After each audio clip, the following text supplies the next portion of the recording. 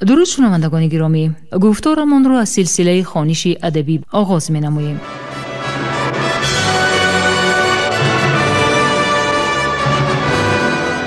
با توجه شما کتاب کسینوفونت تحت عنوان کروشنامه در ترجمه، تحریر، سرسخن و توضیحات دکتر علم‌های فلسفه پروفسور رمضان نظریف در قرائت کارمند شایسته تاجیکستان علیزاده عبدالرشید خوجمقل تقدیمتان می‌گردد. گفتار پنجم.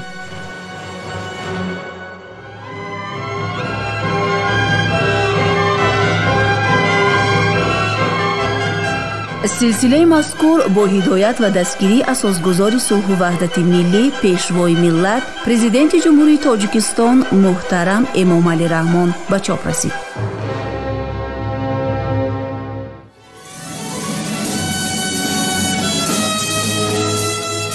کروشنامه اثری است که تربیه سرلشکر و حاکمی آرمانی مردم فارس را در دوره هخامنشی‌ها تصویر می‌کند. آن همچون رمانی تاریخی، ترجمه حالی و دستورنامه اداره کنی و راهبری تعبیر می شود. در آن در برابر هنرهای جنگی و لشکرکشی و صنعت جنگ و محاربه ها، همچنین دستورهای سیاسی و اخلاقی در آمیزش با قصه های مردمی، ترجمه حالی و تخیلات بدیعی تصویر می یابد که اکثر آنها در دایره طبقه برگزیده افین صورت گرفته است. همچنین کروشنامه درباره خصلت و سیرت کوروش بزرگ معلومات می‌دهد.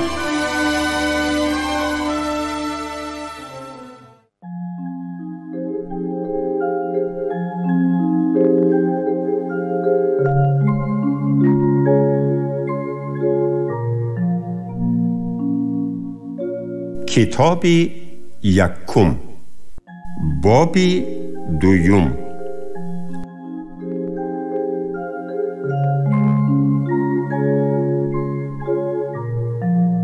آنها به شکار می روند و غذای صبحانه‌شان را با خود می گیرند.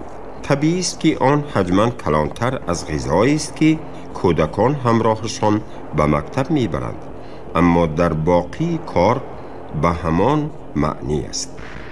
در شکار آنها تا دم خوراک صبحانه‌شان را استعمال نمی کنند که نابودی حیوان شکاری یا یگان کاری دیگر آنها را مجبور می سازد که آن را به زمانی درازتر به تأخیر گذارد. شاید در این جمله کودکان از خانه نان و کلچه همه آن چیزی را می آورند که آن را با نان و رستنی هیل می خورند. ترجمان روسی به اشتباه راه داده است، به آن معنا که نان را با نان و رستنی هیل می خورند صحیح نیست. شرح ترجمان تاجیکی کتاب. سپس به جای خوراک شام غذای صبحانه را که با خود آورده بودند خورده تا شامی دیگر به شکارشان ادامه می دهند و هر دوی این روز را برابر یک روز حساب می کنند، زیرا ذخیره‌شان را فقط برای یک روز استفاده می برند. همه این کار را به خاطر آن اجرا می کنند که جنگاوران را به دشواری‌های احتمالی که هنگام جنگ به علت نرسیدن خوراک به سر آنها آمده می تواند عادت کنانند. با نان تنها چیزی را استعمال می نمایند که در شکار به دست می آید و در حال نابراری شکار به جای آن رستنی هیل را می خورند.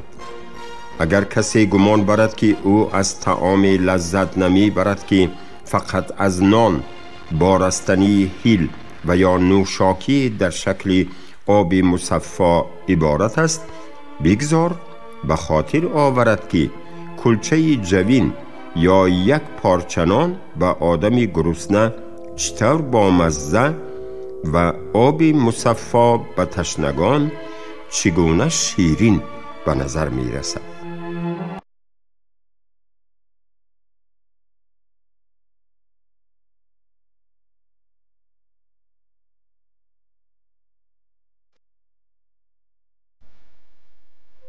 گروه هایی که در باشگاهشان باقی میمانند به مشق تمرین های شغل می‌ورزند که در آوان کودکیشان یاد گرفته بودند و این چنین به کمانوری و نیزه پرتایی. در همه این مشق‌ها آنها با هم در مسابقه وارد می‌شوند.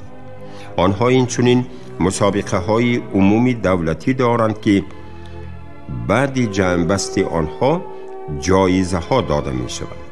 اگر در یگان گروه اکثریت افیب ها خود را از همه ماهر، دلیر و فرمانبردار نشان دهند، شهروندان نه تنها راهنمای آنها بلکه شخصی را که آنها را در دوره کودکیشان تربیت کرده است صاحب شرف اعتراف نموده شهرتمندشان می کنند. راهنمایان به افیب های باقی مانده پاسبانی، دستگیر کردن جنایتکاران، دفاع از هجوم های راهزنان و دیگر کارهایی را که سرعت حرکت و قوه را تقاضا می کند می سپارند. چنین است مشغولیت های افیب ها. پس از 10 سال خدمت آنها به گروه مردانی برکمال می گذرند. مردانی برکمال باشند در نوبت خود در طول 25 سال شروع از دوره‌ای که به سن برکمال می رسند وظیفه های زیرین را اجرا می کنند. پیش از همه آنها هم مثل افیب ها باید با فرمان راهنمایان هنگامی که برای حل و فصل امور دولتی حکمت و توانایی تقاضا کرده می شود آمادگی حضور داشته باشند. هنگامی که به معرکه نبرد رفتن لازم می آید آنها از تجربه چنین مکتب گذشته نه با تیر و کمان و یا نیزه بلکه با سلاحی به اصطلاح نبرد مسافه نزدیک مسلح می شوند. آنها از بالای قفس سینه اشان چنانی که در صورتهای تصویری پارس ها می بینیم جوشن پوشیده در دست راستشان شمشیر یا خنجر دارند. از میان ایشان راهنمایان بجز از آموزگاران تعیین کرده می شود. پس از 25 سال هنگامی که به سن 50 و حتی بیشتر از آن می رسند به قطار اشخاصی به اصطلاح کهنسالان می گذارند. کهنسالان و آنها بر این اشخاص هیچگاه بیرون از کشور خود به جنگ نمی روند و در خانهشان در باب مسئله های اجتماعی و خصوصی قرارها قبول می کنند. آنها مثلا حکم قتل می برارند و همه راهنمایان را انتخاب می کنند. اگر افیب یا مردی برکمال یگان مقررات را ویران کند درباره آن به کهنسالان راهنمایان گروه های سین و ساری یا عموماً هر کسی که خواهش دارد اطلاع می دهد. ایشان باشند به اطلاع افیب ها شناسایی پیدا نموده حکم می برارند. محکوم شدگان از کسب فضیلت های شهروندی تا آخر عمرشان محروم کرده می شود.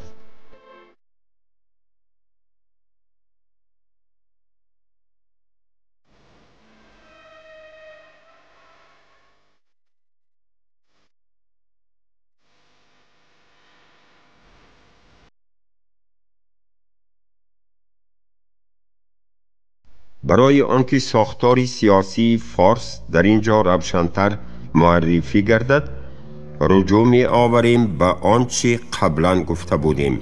اکنون به این موضوع توجهی کمتر دادن ممکن است زیرا که آن در بالا ذکر شده بود. چنانه که می گویند شماره پارس ها تقریباً 120,000 نفر است. قانون ها به یگان نفری آنها برای دسترسی به منصب و مرتبه های بلند مانع ایجاد نمی کند.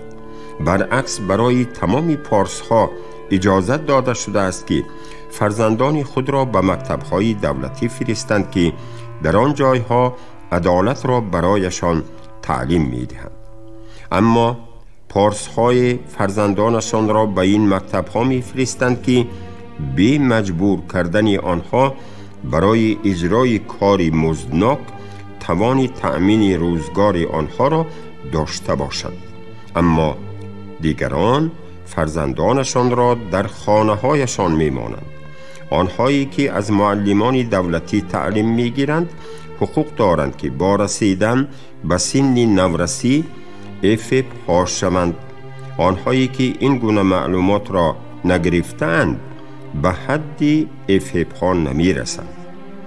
در نوبت خود افپ ها که عهده‌داریشان را موافق قاعده های مقرر شده اجرا نموده اند، حقوق گذریش به مقام مردان برکمال را کسب می نماید. شخصی که افپ نباشد به مقام مردان برکمال نمی رسد. مردان برکمال که عهده‌داری هایشان را بی نقصان اجرا کرده اند به مقام کهنسالان می گذرند.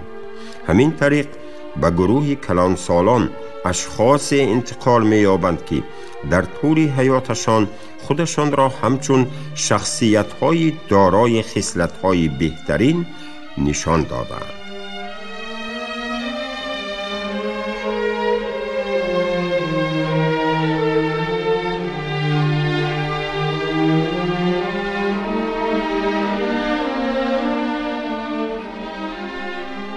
چنین است ساخت دولتی آنها که در آن طوری که خودشان باوری دارند شهروندان بهترین به وایه می رسند. امروزها نیز رسم و آیین‌های فعالند که از معتدل بودن غذای آنها و غمخواری در باب هضم و از خود کردن آن گواهی می دهند. همین طور در عادت پارس‌ها توف کردن و افشاندن بینی، سیر و گردش کردن با شکمی از گزها ورم کرده زیشت و ناشایسته محسوب می یابد.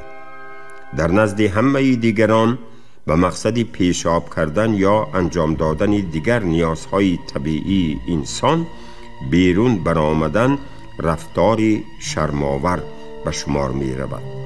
پارس ها برای آن چنین رفتار می کنند که طرز معتدل حیات گذرانی دارند و رطوبت داخل جسم را هنگام تلاش های مشقت آوری جسمانی چنان صرف می نمایند که آن راه اخراجش را به طرز دیگر پیدا می کنند. این است همه آن گفتار که می خواستیم درباره پارس ها به طور عموم حرف زنیم. اکنون درباره آن سخن می رانیم که به خاطر آن، یعنی درباره کارنمایی کوروش، شروع از آوان کودکی او حکایتمان را آغاز کرده بودیم.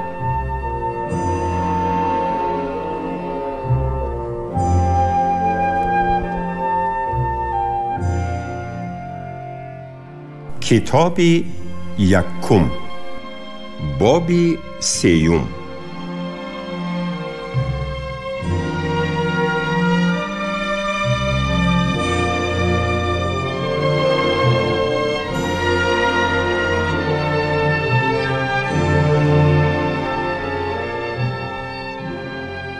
کوروش تا سن 12 سالگی یا اندک کلانتر نیز همین گونه تربیه یافته در بین همسالانش هم از جهت قابلیت فوق‌العاده به زودی درک کردن همه چیزها و هم با فضیلت‌های رفتار و جسارت‌هایش فرق می‌کرد.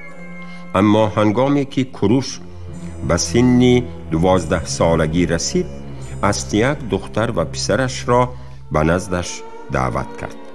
وی کوروش را دیدن می‌خواست، زیرا درباره زیبایی و خصلت‌های عالی معنوی این پسر بچه به گوش‌های او نیز آوازه‌ها رسیده بودند. همین طور ماندانا با همراهی 2 پسر به نزد پدرش می رود.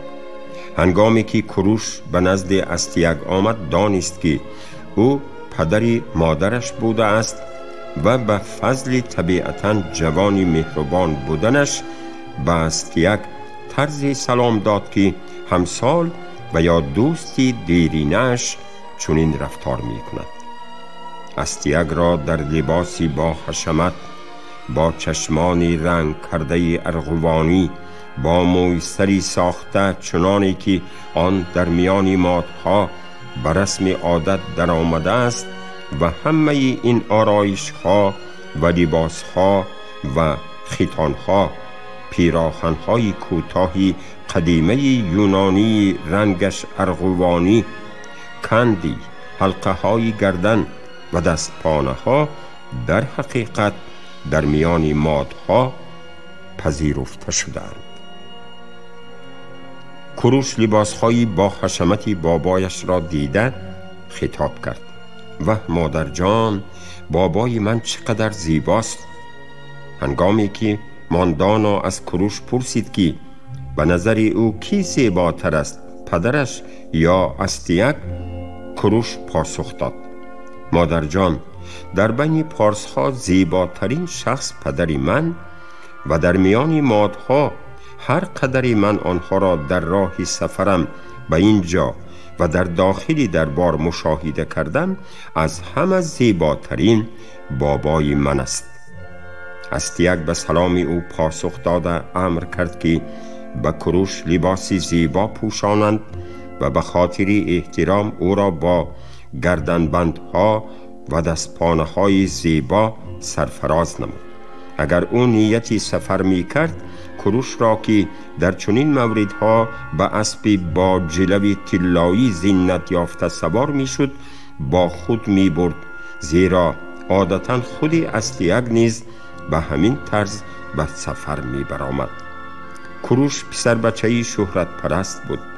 همه چیز زیبا را دوست می داشت و از این رو از چنین لباس و مخصوصاً از آن که او سوارگردی را یاد می گرفت غیر عادی به وجد آمده بود، چون که در میان پارس ها اسب را از سبب کوهستان بودن کشور، دشواری پرورش اسب ها و سوارشوی به آنها در این منطقه به ندرت مشاهده کردن ممکن است.